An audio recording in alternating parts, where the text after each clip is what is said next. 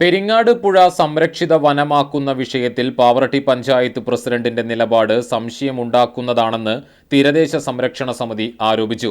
ജനങ്ങളാൽ തിരഞ്ഞെടുക്കപ്പെട്ട് ജനങ്ങളുടെ നന്മയ്ക്ക് വേണ്ടി ഭരണം നടത്തുന്നതിന് പകരം ആരുടെയൊക്കെയോ ചരടുവലിക്ക് അനുസൃതമായാണ് പ്രസിഡന്റ് റെജീന നിലപാടുകൾ കൈക്കൊള്ളുന്നതെന്നാണ് ആരോപണം. ചേറ്റുവ പുഴയിലെ ചെളി നീക്കുവാനുള്ള ജില്ലാ പഞ്ചായത്തിന്റെ പദ്ധതിയിലേക്ക് 10 ലക്ഷം രൂപ നൽകുവാനുള്ള തീരുമാനം കഴിഞ്ഞ ദിവസം ഭരണസമിതി യോഗത്തിൽ വോട്ടിനിട്ട് തള്ളിയിരുന്നു. ഫണ്ട് നൽകാമെന്നായിരുന്നു പ്രസിഡന്റിന്റെ അഭിപ്രായമെങ്കിലും പ്രസിഡന്റ് ഒഴികെയുള്ള 14 അംഗങ്ങളും നൽകേണ്ടെന്ന നിലപാടിൽ ഉറച്ചുനിന്നു. പാവറട്ടി പഞ്ചായത്തിൽ ഉൾപ്പെട്ട പെരിങ്ങാട് പുഴയിലെ ചെളി നീക്കുന്നില്ല എങ്കിൽ ഈ പദ്ധതിയിലേക്ക് പണം നൽകേണ്ടതില്ല എന്ന നിലപാടാണ് അംഗങ്ങൾ കൈക്കൊണ്ടത്. പൂർണ്ണമായും പിന്തുണ നഷ്ടപ്പെട്ട പ്രസിഡന്റ് രാജിവെക്കുകയാണ് ധാർമ്മികത എന്ന് തീരദേശ സംരക്ഷണ സമിതി കൺവീനർ ഷൈജു തിരുനെല്ലൂർ പറഞ്ഞു.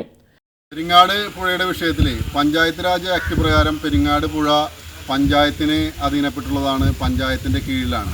ആ പുഴ റിസർവ് ഫോറസ്റ്റ് ആക്കിക്കൊണ്ട് അങ്ങനെ ഒരു കരട് വിജ്ഞാനം വരുമ്പോൾ പഞ്ചായത്ത് മെമ്പർമാരോ ആരും തന്നെ അതിന് ശക്തമായ രീതിയിലുള്ളൊരു എതിർപ്പ് പ്രകടിപ്പിക്കാൻ ആരും തയ്യാറായില്ല.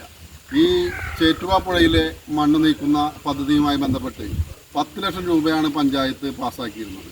അത് പെരിങ്ങാട് പുഴയിൽ നീക്കേണ്ട പദ്ധതി മാറ്റം വരുത്തിക്കൊണ്ട് ചേറ്റുവയിലേക്ക് മാറ്റുകയായിരുന്നു. ആ പദ്ധതി നടപ്പിലാക്കുന്നതിന് വേണ്ടിയിട്ട് പഞ്ചായത്ത് പ്രസിഡന്റ് ശ്രമിക്കുകയും അതുപോലെ തന്നെ സെക്രട്ടറിയും അതുമായി ബന്ധപ്പെട്ടുള്ള ആളുകളുമായിട്ട് ബന്ധപ്പെട്ട് ശ്രമിച്ചപ്പോൾ ആ ശ്രമിച്ചതിനെ പഞ്ചായത്തിലെ എല്ലാ മെമ്പർമാരും എതിർക്കുകയാണ് ചെയ്തത്.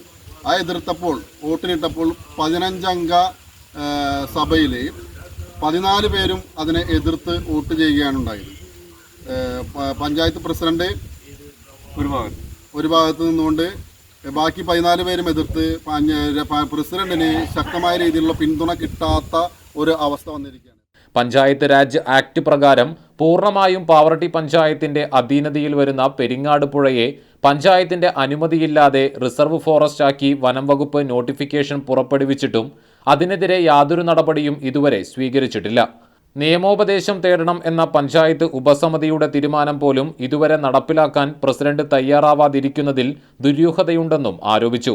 റിസർവ് ഫോറസ്റ്റ് നോട്ടിഫിക്കേഷൻ പിൻവലിച്ച് ചെളി നീക്കി പുഴയെ സംരക്ഷിക്കാനുള്ള നടപടികൾ എത്രയും പെട്ടെന്ന് പഞ്ചായത്ത് ഭരണസമിതി കൈക്കൊള്ളണമെന്നും ആവശ്യപ്പെട്ടു. തീരദേശ സംരക്ഷണ സമിതി ചെയർമാൻ അബൂക്കാട്ടിൽ, ഭാരവാഹികളായ ജോഷി കൊമ്പൻ, UK രാധാകൃഷ്ണൻ, അബ്ദുൾ അസീസ്, UR ചന്ദ്രൻ എന്നിവർ സംസാരിച്ചു.